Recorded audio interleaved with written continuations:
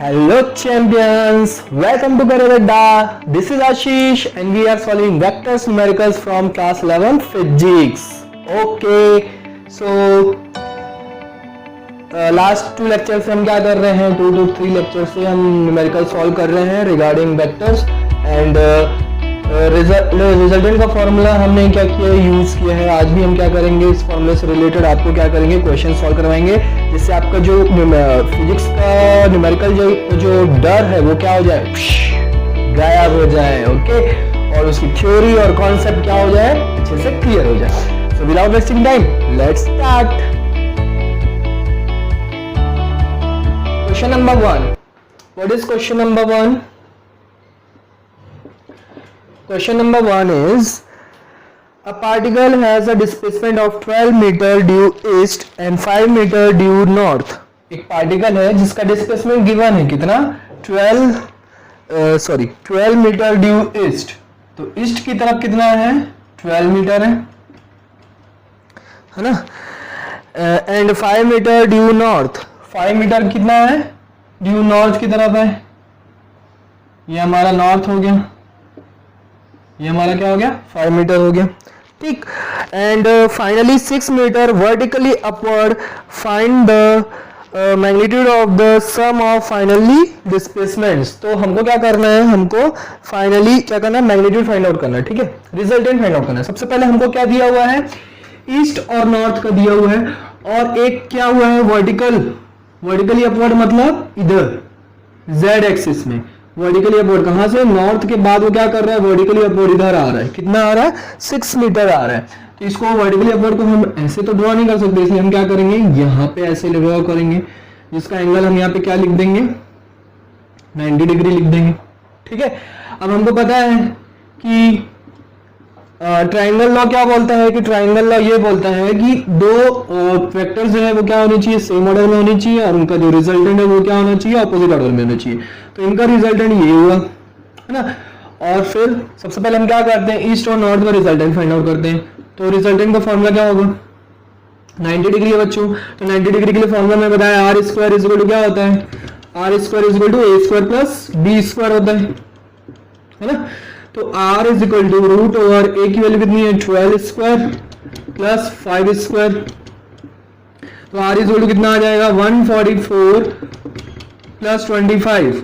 r is equal to root over 169, 169 का square root कितना होता है, 13 होता है। तो 13 मीटर कितना आ गया, इसकी वैल्यू आ गई 13 मीटर, इसकी वैल्यू है 6 मीटर, है ना। अब ये भी देखो, ये भी ये 90 डिग्री बना रहा है ना, राइट एंगल ट्रायंगल है, तो इसके लिए भी हम यही फॉर्मूला लगा देते हैं। इसका जो रिजल्टेंट होगा उसको हम इसको R1 लिख लेते हैं, और ये R2 फाइनल रिजल्टेंट है ना। तो R2 का भी, ये भी 90 डिग्री बना रहा है, तो ये भी क्या होगा, formula a square plus B square, इसके लिए भी लगेगा।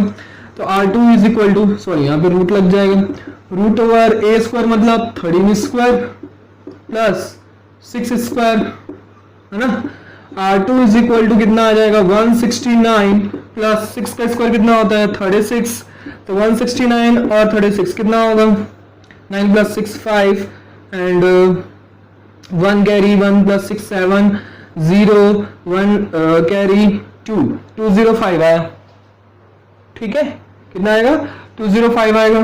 अब 205 आया, रूट ओवर 205 कैसे सॉल्व होगा, इसको हम सॉल्व करेंगे, कैसे सॉल्व करेंगे, लॉन्ग डिवीजन मेथड से सॉल्व करते हैं बच्चों, या फिर अप्रॉक्सीमेट आप आंसर भी लिख सकते हैं। जैसे कि मान लो 14 का स्क्वायर कितना होता है, 14 का स्क्वायर कितना होता है, 196 होता है ना। 14 का स्क्वायर कितना होता है, 196, और 15 का स्क्वायर कितना होता है, 225। तो किसके ज्यादा क्लोज है, 14 और 15 के बीच में आएगा 205 का। तो मैं यहाँ पे क्या लिख सकता हूँ, R2 is equal to 14 point something, इसका आंसर आएगा 14.39 समझ लिख लो, ठीक है। ये इसका क्या आ गया, 14.39 मीटर आंसर आ गया।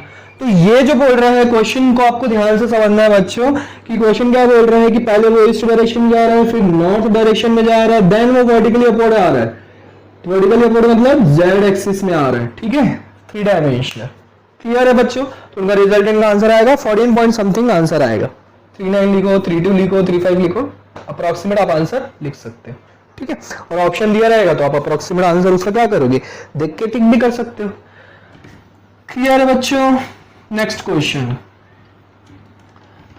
रिजल्टेंट का फॉर्मूला बच्चों आपको अच्छे से लर्न हो जाना चाहिए, क्योंकि मैक्सिमम क्वेश्चंस क्या होते हैं, वेक्टर के रिजल्टेंट से रिलेटेड पूछे जाते हैं और उसी से सॉल्व होते हैं मैक्सिमम क्वेश्चंस। आर मैक्सिमम का फॉर्मूला क्या कितना होता है, आर मिनिमम का फॉर्मूला कितना क्या होता है, ये सारी चीजें आपको पता होनी चाहिए। यहाँ पे लिखा है मैंने, है ना। चलो let's go for next question. What is next question? Question number 2। Find the resultant of the following forces acting on a body when the forces lie in a horizontal plane। ठीक है, सारे फोर्सेस जो है वो क्या कर रहे हैं, हॉरिजॉन्टल प्लेन में लाया कर रहे हैं, तो उनका हमको क्या करना है, रिजल्टेंट फाइंड आउट करना। चलो ठीक है, फर्स्ट बोल रहा है 10 न्यूटन ड्यू ईस्ट। सबसे पहले मैं ड्रॉ कर लेता हूँ, ये हमारा नॉर्थ है, ये ईस्ट है, ये साउथ है और ये वेस्ट है। तो यहाँ पे क्या कर रहा है, 10 न्यूटन इस तरफ जा रहा है, ईस्ट की तरफ जा रहा है, देन 6 न्यूटन वेस्ट की तरफ जा रहा है, 7 न्यूटन साउथ की तरफ जा रहा है एंड 4 न्यूटन नॉर्थ की तरफ जा रहे हैं। ये हो गया। अब इनका क्या करना है, हमको रिजल्टेंट फाइंड आउट करना है। ठीक है, तो मैं क्या करता हूं, सबसे पहले आप क्या करो, इन दोनों का रिजल्टेंट फाइंड आउट करो, F1 फाइंड आउट करो। F1 कैसे फाइंड आउट करोगे, force in east direction minus force in west direction, है ना। Force in east direction minus force in west direction. जब भी दो वेक्टर क्वांटिटी का हमको क्या करना रहता है, रिजल्टेंट फाइंड आउट करना रहता है, हम क्या कर सकते हैं, जब वो सेम डायरेक्शन में तो हम माइनस कर सकते हैं ना।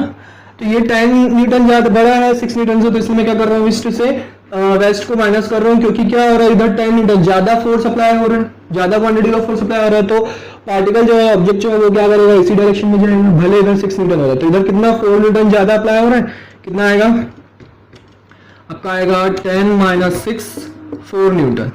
तो F1 की वैल्यू आ गई 4 न्यूटन, जो कि किस डायरेक्शन में है, ईस्ट डायरेक्शन में। अब दूसरा देखते हैं, दूसरा F2 कैसे होगा, force in south minus force in north, है ना। ये भी एक ही डायरेक्शन में, मतलब एक ही एक्सिस में, पर ऑपोजिट डायरेक्शन में है। तो F इन साउथ 7, F इन नॉर्थ 4, तो आपका आंसर कितना आ जाएगा, 3 न्यूटन। तो F2 की वैल्यू कितनी आ गई, 3 न्यूटन। 3 न्यूटन किस साइड अप्लाई होगा, डाउनवर्ड डायरेक्शन में, ये हमारा F2। अब इनका हमको रिजल्टेंट फाइंड आउट करना है, तो रिजल्टेंट का डायरेक्शन क्या होगा, ये होगा। मैं क्या करता हूँ, इसका पैरेललोग्राम ड्रॉ कर देता हूँ, है ना। तो पैरेललोग्राम ये मिल गया हमको। पैरेललोग्राम का जो डायगोनल होता है वही उसका रिजल्टेंट होता है ना, दो वेक्टर का। ये हमने पैरेललोग्राम लॉ में पढ़ा है। तो अब यहाँ पे देखो, इसका जो डायरेक्शन होगा कौन सा होगा, ईस्ट साउथ या साउथ ईस्ट डायरेक्शन में होगा, है ना। चलो रिजल्टेंट फाइंड आउट करते हैं। तो रिजल्टेंट कैसे फाइंड आउट होगा, रिजल्टेंट का फॉर्मूला है F1 square plus F2 square plus 2F1 F2 cos theta. ठीक है, अब यहाँ पे देखते हैं, vector R is equal to, sorry vector R नहीं, R रिजल्टेंट का मैग्नीट्यूड होता है ये। F1 की वैल्यू कितनी है, F1 की वैल्यू है 4 स्क्वायर 3 स्क्वायर 2 इंटू 4 इंटू 3, इनके बीच का एंगल कितना है 90 डिग्री, जो कि कितना हो जाएगा 0 हो जाएगा, है ना। अब यहाँ पे हम इसको सॉल्व करेंगे तो 4 स्क्वायर प्लस 3 स्क्वायर कितना आएगा 16 प्लस 9, 16 प्लस 9 कितना होता है 25, 25 का स्क्वायर रूट कितना होता है 5, तो 5 न्यूटन का क्या हो गया, रिजल्टेंट आ गया। कौन सा डायरेक्शन में, साउथ ईस्ट डायरेक्शन में। ठीक है, इसका डायरेक्शन कौन सा है, साउथ, क्योंकि वेक्टर क्वांटिटी, रिजल्टेंट भी क्या होता है, एक वेक्टर क्वांटिटी मिलेगी हमको, दो वेक्टर क्वांटिटी का रिजल्टेंट, तो उसका डायरेक्शन भी बताना बहुत जरूरी है। तो कौन से डायरेक्शन में होगा, साउथ ईस्ट डायरेक्शन में होगा। क्लियर है, चाहो तो आप इसका एंगल भी फाइंड आउट कर सकते हो कि कितने एंगल में वो क्या कर रहे हैं। चलो देखते हैं, वो F2 से मान लो अल्फा एंगल बनाता है, तो tan अल्फा के लिए फॉर्मूला क्या होता है, या F1 से मान लो, F1 से अल्फा ले लेते हैं, तो tan अल्फा का फॉर्मूला क्या होता है, b sin theta upon a plus b cos theta. Theta का वैल्यू 90 डिग्री है, तो ये क्या हो जाएगा जीरो हो जाएगा ये वाला टर्म, है ना, क्योंकि cos 90 की वैल्यू जीरो होती है। tan alpha is equal to क्या मिल जाएगा, b की वैल्यू कितनी है, b मतलब f2 की वैल्यू कितनी है 3, तो 3 sin 90 की वैल्यू 1, a की वैल्यू 4 और इसकी वैल्यू 0, तो आपका आंसर कितना आ जाएगा, tan alpha is equal to 3/4।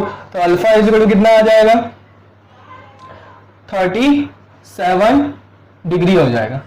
Alpha is equal to कितना आ जाएगा, 37 डिग्री। अब ये 37 डिग्री कैसे है, आपको एक शॉर्ट ट्रिक बता देता हूँ बच्चों, कि आप क्या करो, एक ट्रायंगल लर्न कर लो।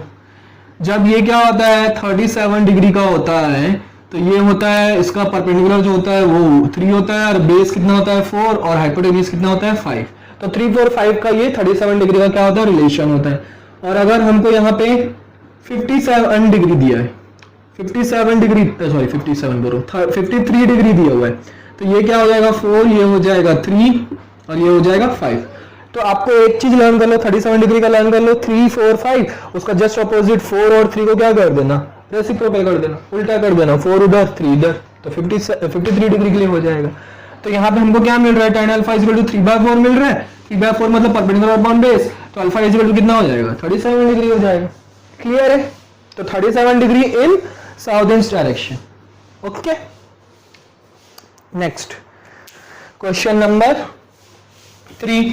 ये ट्रिक याद रखना बच्चों, 37 डिग्री और 53 डिग्री के लिए। चलो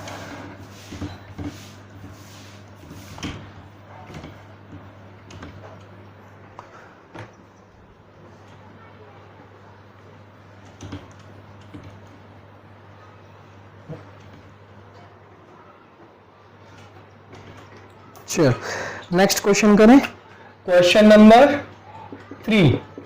What is saying question number 3? The resultant of two forces P and Q is of magnitude R.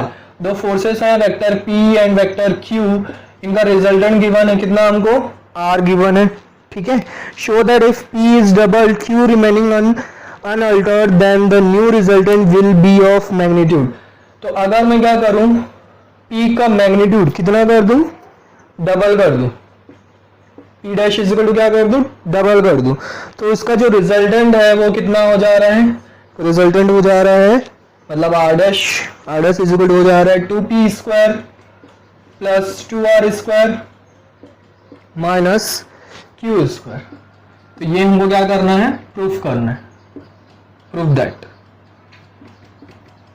ठीक है, ये हमको क्या करना है, प्रूफ करना है। ओके, आइए प्रूफ करते हैं। सबसे पहले P एंड Q क्या है, तो रिजल्टेंट दो फोर्सेस हैं, वेक्टर क्वांटिटी है, तो उनका जो रिजल्टेंट होगा उसका फॉर्मूला क्या होगा, P square plus Q square plus 2PQ cos theta, यही होता है रिजल्टेंट का फॉर्मूला। और रिजल्टेंट बोल रहा है कितना मिल रहा है हमको R, तो R लिखना हमने, ठीक।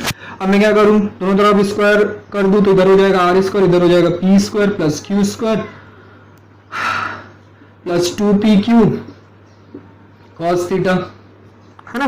अब हम क्या करें, R square minus P square plus Q square हो जाएगा, है ना, ये इधर आगे माइनस हो जाएगा और अपॉन में आ जाएगा 2PQ इक्वल टू हमको क्या मिल गया, cos थीटा, ठीक है, cos थीटा मिल गया। अब हमको बोल रहा है कि हम क्या कर दें, जो P की वैल्यू है उसको क्या कर दे, डबल कर दे। तो P की वैल्यू डबल करते हैं, रिजल्टेंट का फॉर्मूला अगेन लिखूंगा मैं, ये हो जाएगा हमारा R डैश, है ना, R डैश जो हमको क्या करना है, प्रूफ करना है, P square Q square plus 2PQ cos theta.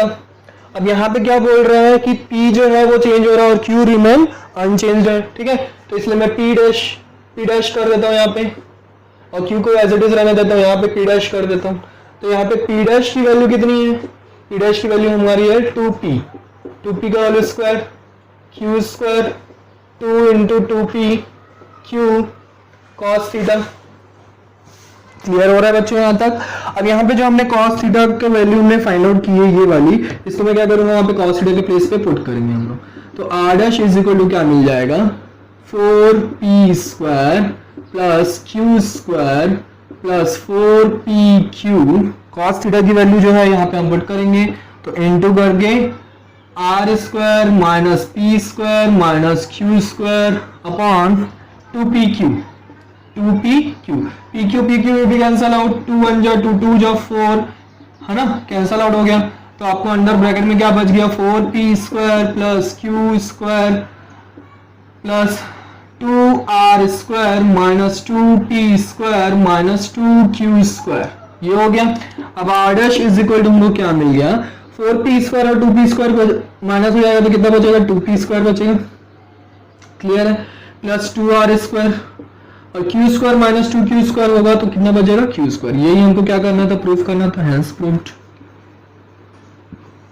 Logical और थोड़ा सा ट्रिकी क्वेश्चन, हमको कुछ नहीं करना है, सिर्फ रिजल्टेंट का फॉर्मूला लिख के cos थीटा की वैल्यू फाइंड आउट करनी है, ताकि हम cos थीटा की वैल्यू क्या कर सके, नेक्स्ट उसकी जो कंडीशन है उसमें अप्लाई कर सके। तो हमने cos थीटा की वैल्यू अप्लाई किया और हम क्या किए, हमारा आंसर आ गया रिजल्टेंट का। क्लियर है बच्चों, बहुत ही इजी क्वेश्चन था, है ना। Next question, question number 4। देख रहे हो रिजल्टेंट का फॉर्मूला, अब तो अभी तक आपको तो लर्न हो ही गया होगा, r is equal to √a² plus b² plus 2ab cos theta, तो दिमाग में बैठ गया होगा रिजल्टेंट का फॉर्मूला, है ना।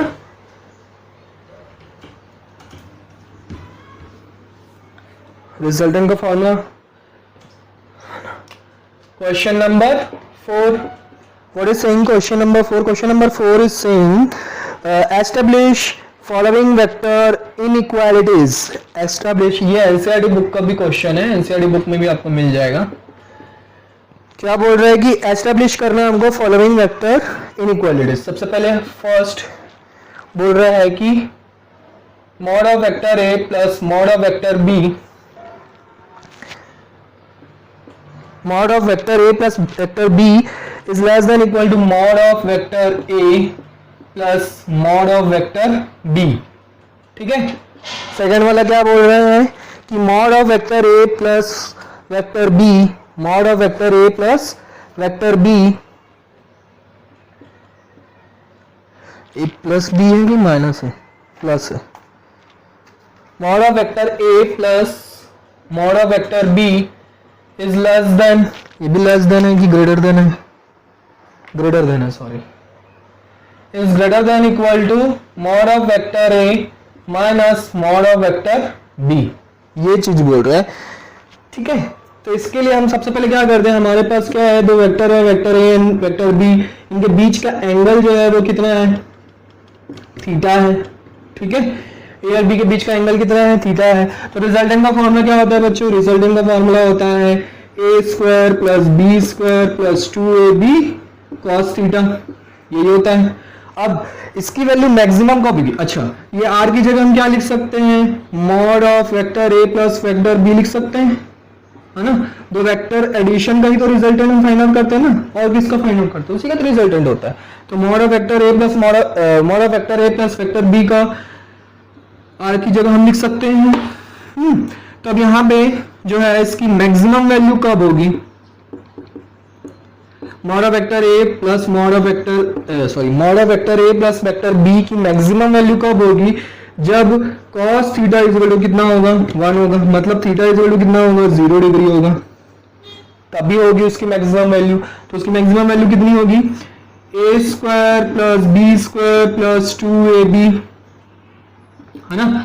और यहाँ पे क्या करेंगे, a² plus b² plus 2ab, इसकी वैल्यू 1 होगी तो 2ab आ गया, 2ab ये किसका फॉर्मूला होता है, a plus b whole square का फॉर्मूला होता है। तो यहाँ पे मैंने लिख दिया a plus b whole square, square और स्क्वायर रूट कैंसिल आउट हो गया, तो आपको क्या बच गया, a प्लस b, है ना। तो इस a प्लस b, a और b क्या है, मैग्नीट्यूड है किसके, vector a and vector b के। तो आप यहाँ पे क्या लिख सकते हो कि mod of vector a plus vector b is maximum when less than equal to mod of vector a plus mod of vector b, ठीक है। दोनों ही वेक्टर के मैग्नीट्यूड का जो सम है वो हमेशा बड़ा होता है किससे, a प्लस b के रिजल्टेंट के, है ना।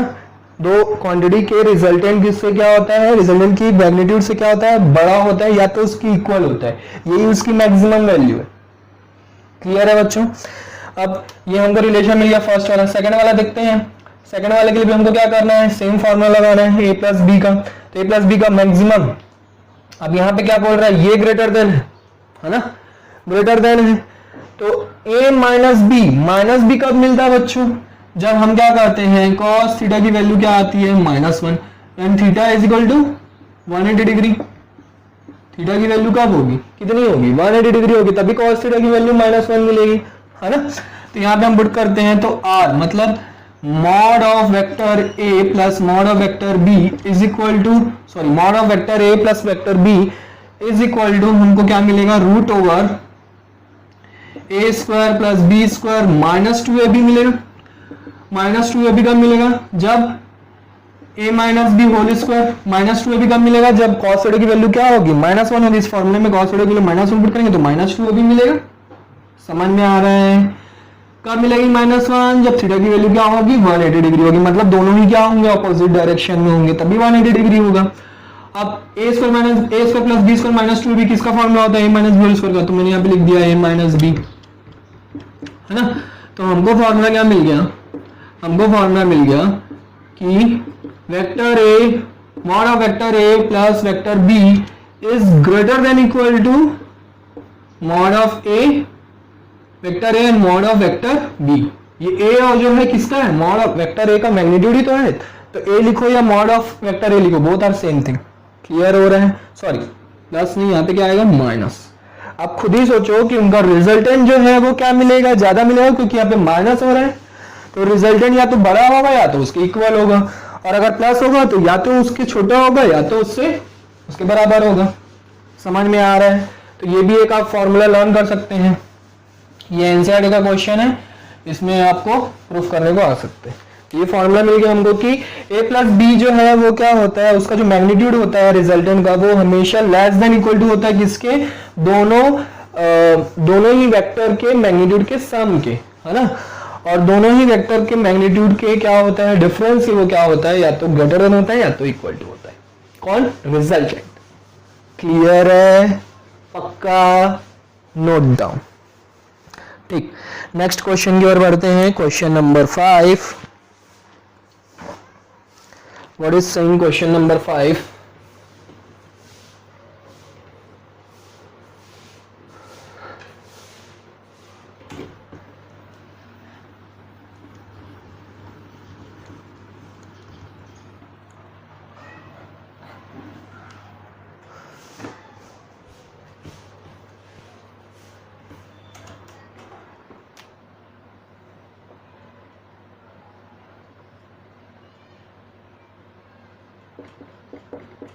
What is saying question number 5?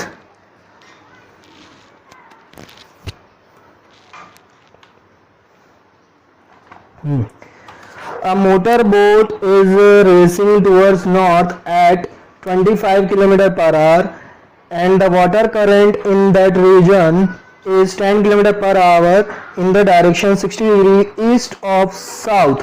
Direction 60 degree east of south. Find the resultant velocity of the boat. Find the resultant velocity of the boat. Both नहीं, बोट। ठीक है, तो सबसे पहले मैं क्या करता हूँ, ये भी एनसीईआरटी का क्वेश्चन है बच्चों आपका, है ना।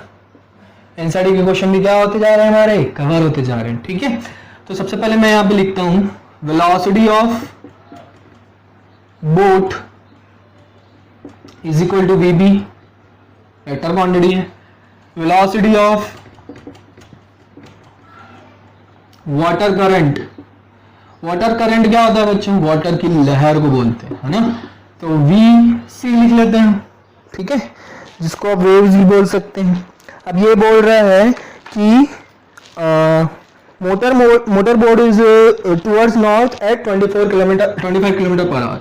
तो मैं यहाँ पे क्या कर लेता हूँ, पहले डायरेक्शन ड्रॉ कर लेता हूँ। तो हमारा ये हमारा नॉर्थ हो गया, ये हमारा साउथ हो गया, ये हमारा ईस्ट हो गया, ये हमारा वेस्ट हो गया। ठीक है, तो नॉर्थ की तरफ कौन जा रहा है, बोट की वेलोसिटी है कितनी, 25 किलोमीटर पर आवर, है ना। उसके बाद क्या बोल रहा है कि जो वाटर करंट है वो क्या हो रहा है, 10 kilometre per our in the direction 60 degree east of south. तो साउथ से वो क्या बना रहे हैं, 60 डिग्री बना रहे हैं ईस्ट ऑफ साउथ, है ना। तो ये किसकी वैल्यू है, VC की, जो कि कितना है 10 किलोमीटर पर आवर। अब इनका क्या करना है, हमको रिजल्टेंट फाइंड आउट करना है। इनका रिजल्टेंट कैसे फाइंड आउट होगा, हम क्या करेंगे, सबसे पहले पैरेललोग्राम ड्रॉ कर लो। टेल से टेल मिला हुआ है, टेल से टेल मिला हुआ रहता है, तो हम क्या करते हैं पैरेललोग्राम लॉ लगा सकते हैं। तो यहाँ पे पैरेललोग्राम लॉ लगाएंगे, है ना। थोड़ा सा इसको छोटा कर देता हूँ, ये और एकदम एग्जैक्ट बनाना है तो इसको आप क्या करो, एकदम पैरेलल बना लो, ये ठीक है। अब इनका रिजल्टेंट जो है वो क्या होगा, इनका इसका वेक्टर, सॉरी इसका डायगोनल, डायगोनल को ही हम क्या बोलते हैं, रिजल्टेंट बोलते हैं। तो ये रिजल्टेंट हो गया। अब ये 60 डिग्री है बच्चों, अच्छा इनके ये 60 डिग्री है, तो इनके बीच का एंगल कितना आ रहा है, 120 डिग्री आ रहा है ना। इनके बीच का एंगल कितना आ रहा है, 120 डिग्री आ रहा है। हमको क्या फाइंड आउट करने बोला है, सिर्फ और सिर्फ रिजल्टेंट फाइंड आउट करने बोला है ना। Find the resultant velocity of the both, resultant velocity सिर्फ फाइंड आउट करने बोला है। चलो रिजल्टेंट वेलोसिटी कैसे फाइंड आउट करेंगे, ये हमारा v1 हो गया 10 है, v2 की वैल्यू 25 है। रिजल्टेंट का फॉर्मूला क्या होता है, v1 स्क्वायर या vc square plus vb square plus 2vcvb cos theta. Theta की वैल्यू कितनी है, 120 डिग्री, ठीक है। अगर ये 60 डिग्री इधर से साउथ से बना रहा है, तो उधर से कितना बनाएगा, इन दोनों के बीच का एंगल कितना हो गया, 120 डिग्री हो गया। cos 120 डिग्री की वैल्यू कितनी होती है, -1/2।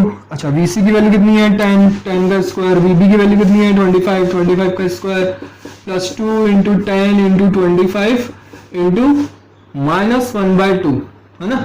ये 2 कैंसिल आउट हो गया, तो r इज इक्वल टू कितना मिल गया, ये हो गया 100, ये हो गया 625, ये हो गया -250, है ना। अब इसको क्या करो, माइनस करो, तो 625 में से 725, 625 प्लस 100 कितना हो जाएगा, 725 हो जाएगा। 725 में से 250 गया, कितना बचा, 700 में से 200 गया, कितना बचा 500। 525 में से मतलब 475 आया, कितना आया 475। तो रूट ओवर 475 किसकी वैल्यू होती है बच्चों, रूट ओवर 475, चलो देखते हैं। 25 का स्क्वायर कितना होता है, 25 का स्क्वायर होता है कितना 625, है ना। अप्रॉक्सीमेट हम आंसर लिखेंगे। 24 का स्क्वायर कितना होता है, 476 होता है क्या, करके देख लो। 4 4 जा 16, 1 कैरी, 4 2 जा 8 9 और 2 24, तो कितना आ जाएगा 6 3 है।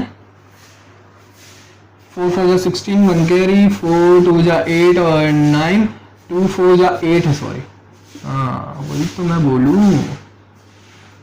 कितना आया, 2 4 जा 8, 2 2 जा 4, यहाँ पे नहीं किया मैंने, तो ये हो जाएगा 576, 576, ठीक है।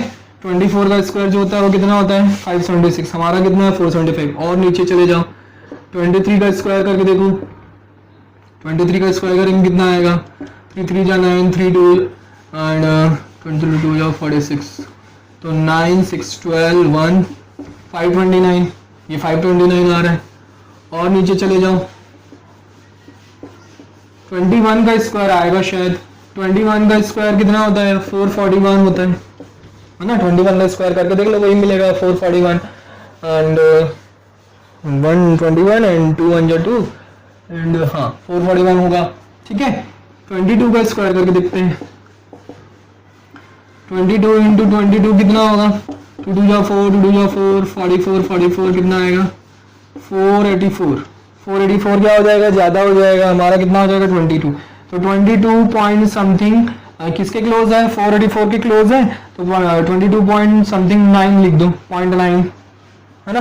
तो ये इसका किलोमीटर पर आवर उसका रिजल्टेंट वेलोसिटी आ गई 22.9 किलोमीटर पर आवर, ठीक है।